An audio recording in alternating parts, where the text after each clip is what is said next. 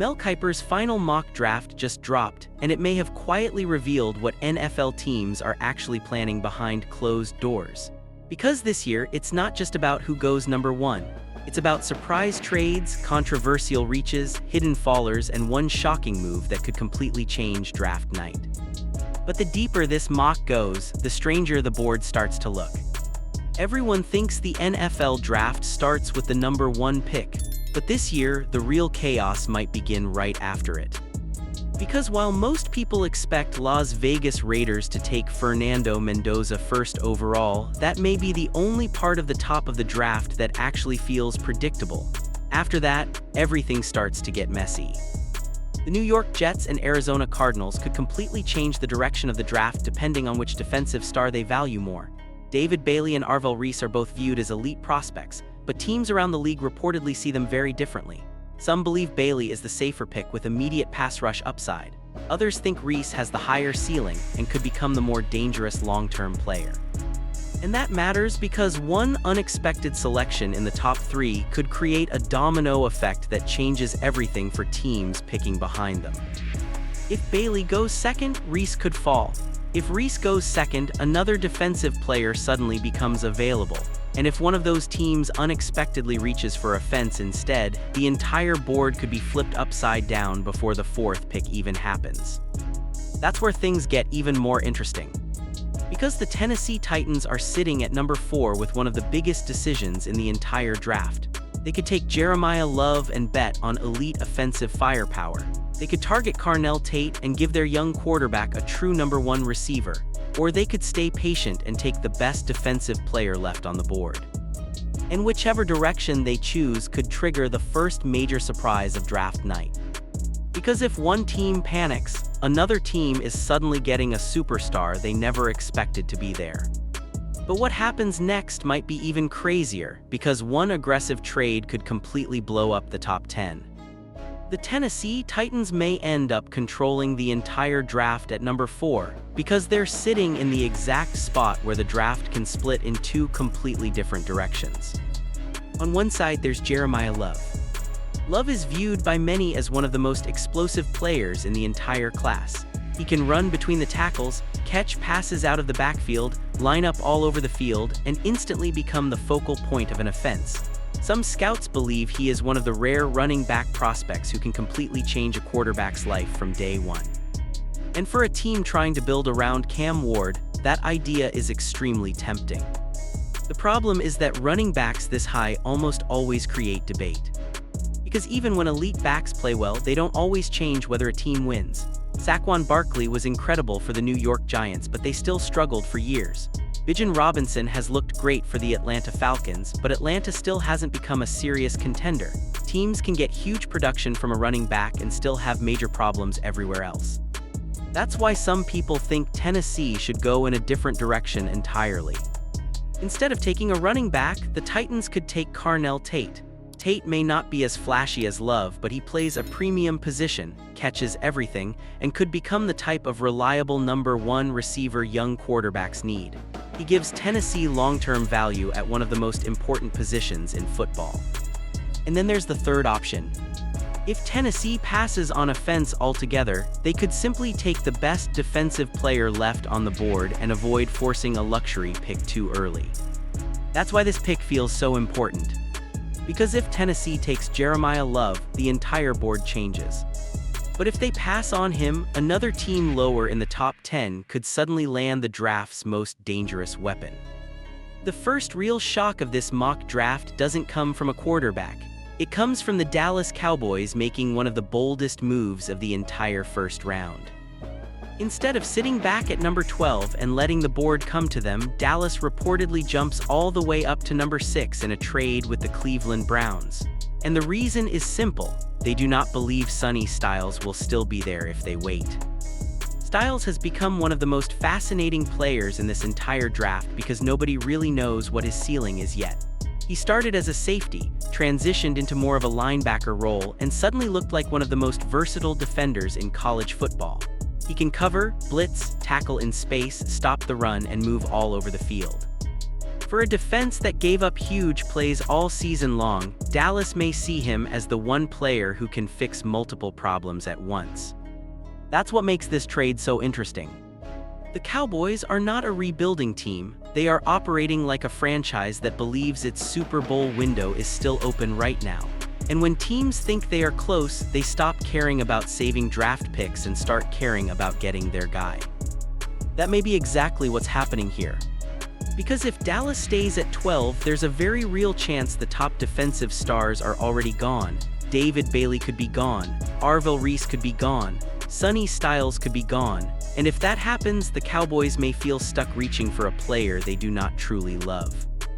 Meanwhile, the Browns could quietly become one of the biggest winners of the entire first round.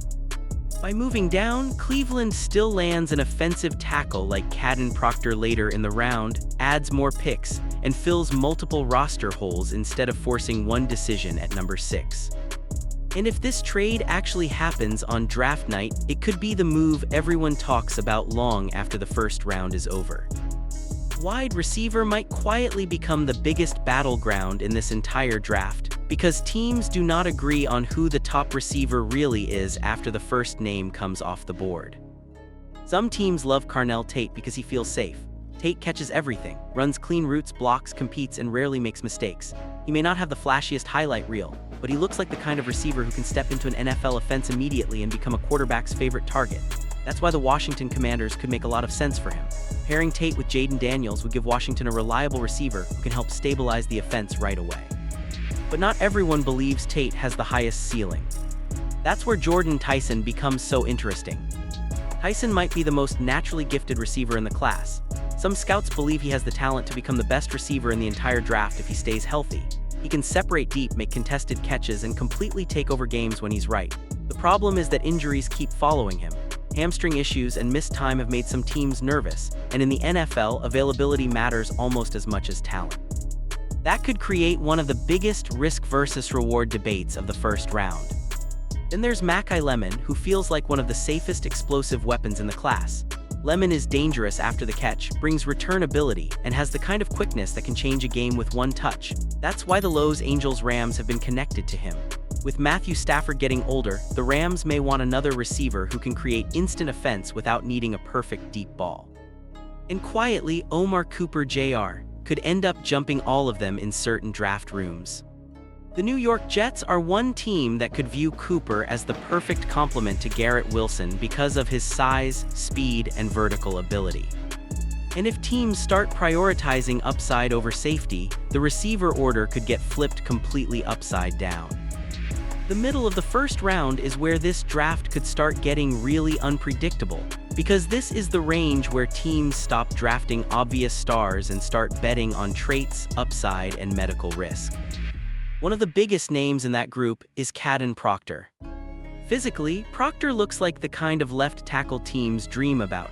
He is massive, powerful, surprisingly athletic for his size, and when he is fully locked in, he can completely shut down pass rushers. Some scouts believe he has Pro Bowl potential written all over him. But there is one problem. His tape is inconsistent. There are games where Proctor looks like a future franchise tackle, and then there are moments where concentration issues show up, penalties pile up, or lesser defenders beat him in ways they should not. That is why some teams see him as a top 10 talent, while others believe he is more of a mid-first round gamble. Then there is the safety market, which could become one of the biggest surprises of the round. Caleb Downs is expected to be the first safety off the board, but after him, there is real disagreement. Some teams love Dylan Thieneman because of his instincts and ball production. Others are higher on Emmanuel McNeil-Warren because of his size, versatility, and ability to create turnovers. And because there are not many elite safeties in this class, teams that miss out early could start reaching sooner than expected. Then there is Jermod McCoy, who may be the hardest player in the entire draft to figure out. On talent alone, some scouts believe McCoy is the best cornerback in this class. Before his injury, he looked like a future star with top 10 potential. But after tearing his ACL, everything changed. Teams are now trying to decide whether his medical reports are clean enough to justify taking him in the first round. Some believe he could still sneak into the top 20. Others think he could slide deep into the second round. And when teams start disagreeing this much on talent, health, and upside, that is usually when the first round starts getting chaotic.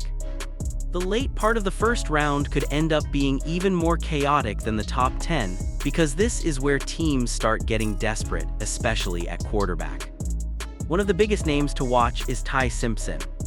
Just a few months ago, Simpson looked like a player who could go somewhere in the top 10. He has the arm talent, the size, the pedigree, and the flashes that make coaches believe they can turn him into a franchise quarterback. But as the process has gone on, his stock has become harder to read. Some teams still view him as a first-round quarterback. Others believe he belongs somewhere in the second round. And that uncertainty is exactly what could create one of the biggest trade-up moments of the night. The Arizona Cardinals are one team that could decide they do not want to wait around and risk losing him. Instead of staying patient in the early second round, they could jump back into the first by trading with the Miami Dolphins at pick number 30. For Miami, that move would make a lot of sense. The Dolphins need more picks, more depth, and more flexibility across the roster. Moving down a few spots could help them address multiple holes instead of forcing one pick late in the first round. Meanwhile, Arizona would get the fifth-year option on Ty Simpson, which is a huge advantage if they believe he can become their long-term answer at quarterback. And Ty Simpson is not the only player who could rise late. Tampa Bay Buccaneers could take Kenyon Sadek as a matchup nightmare for Baker Mayfield. The New England Patriots may target Malachi Lawrence for pass rush help. And the Seattle Seahawks could surprise people by taking Jadarian Price earlier than expected because of their need at running back. By this point in the round, teams stop worrying about public draft grades and start chasing players they believe fit their system best. And that is usually when the wildest picks start happening.